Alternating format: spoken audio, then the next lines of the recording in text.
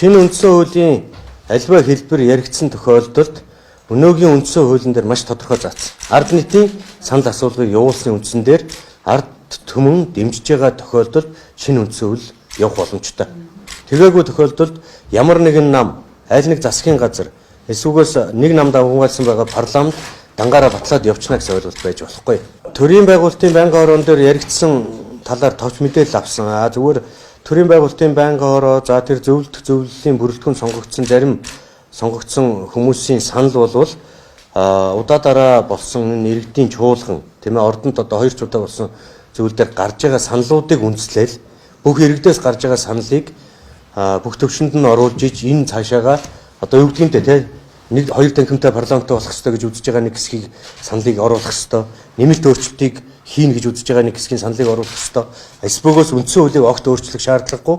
Өнөөгийн байгаа үндсэн хуулийнхаа хэрэгжилтийг улам бүр сайжруулад одоо явах ёстой гэдэг байр суурийг илэрхийлж байгаа хэсгийн төлөөллийн саналыг оруулах ёстой гэсэн үндсэн дээр оруулжээ гэж ингэж бол ойлгож байгаа. Тэгээ би түрүүн хэлсэн энэ шинэ үндсэн хуулигээд нэг нам нэг засгийн газар дангаараа санаачлаад хийчдэг зүйл огт биш ээ гэдгийг маш хариуцлагатайгаар хэлэх нь зүйтэй. Мэдээж энэ санаачлагыг гаргаж байгаа хүмүүс ардчилсан орны чөлөөтэй иргэд тийм үү. Өөрсдөө үзэл бодлоо хаанч илэрхийлэх бүрэн боломжтой. Тэгэхээр өөрсдийн бодол санаагаа магадгүй цаасан дээр буудгаа шинэ үндсэн хуулийн хэлбэрт оруулаад тэрийгээ бас бусдаа санал авах гээд явж байгаа хэлбэрийг нь шинээр үндсэн хууль батлагдчихж байгаа мэтээр ойлгох нь бол бас өрөөсгөлөө гэдгийг бас хэлье.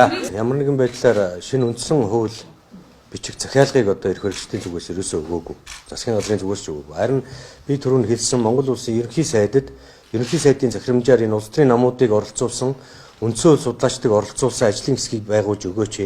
Ингээд бас бид энэ үндсэн хуулийн тулгамдаад байгаа асуудлуудыг нэгтгэхэд дээрэс нь тэр ажлын хэсэгт орсон байгаа 5-6 намын төлөөлөл тус бүрдээ бичсэн байгаа үндсэн хуулиудаа нэгтгэж төр засагтаа танилцуулъя гэдэг ийм л саналын үндсэн дээрээс энэ асуудал явагдсан.